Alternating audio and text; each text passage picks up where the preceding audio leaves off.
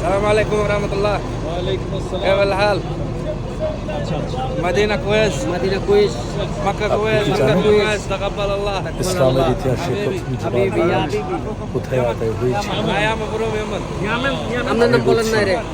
পবিত্র মসজিদে জুমার কথা, बांग्लादेश रुबैया ما شاء الله. যা بنغلاديش অবস্থিত مرة بيبيع. পবিত্র শহর মদিনাতে। ইসলামের ইতিহাসে প্রথম যে মসজিদ নির্মিত হয়েছিল তার নাম কি? আমি বলছি পবিত্র মসজিদে কুবার কথা, যা অবস্থিত পবিত্র শহর মদিনাতে। 622 খ্রিস্টাব্দ নবী মোহাম্মদ মুস্তফা সাল্লাল্লাহু আলাইহি ওয়াসাল্লাম মক্কা থেকে হিজরত করে মদিনায় আসেন। মদিনায় প্রবেশের আগে তিনি কয়েকদিন অবস্থান করেন কুবা নামের একটি স্থানে। সেখানে নিজ হাতে একটি মসজিদের ভিত্তি স্থাপন করেন।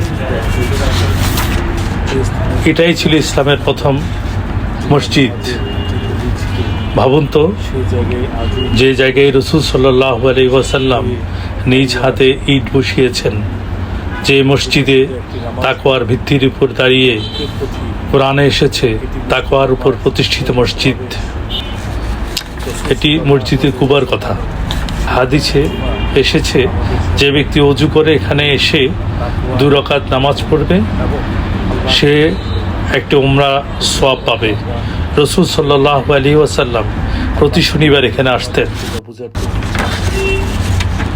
মসজিদে কুবা শুধু একটি স্থাপনা নয়, এটি ঈমান, তাকওয়া আর সুন্নাহর প্রতীক।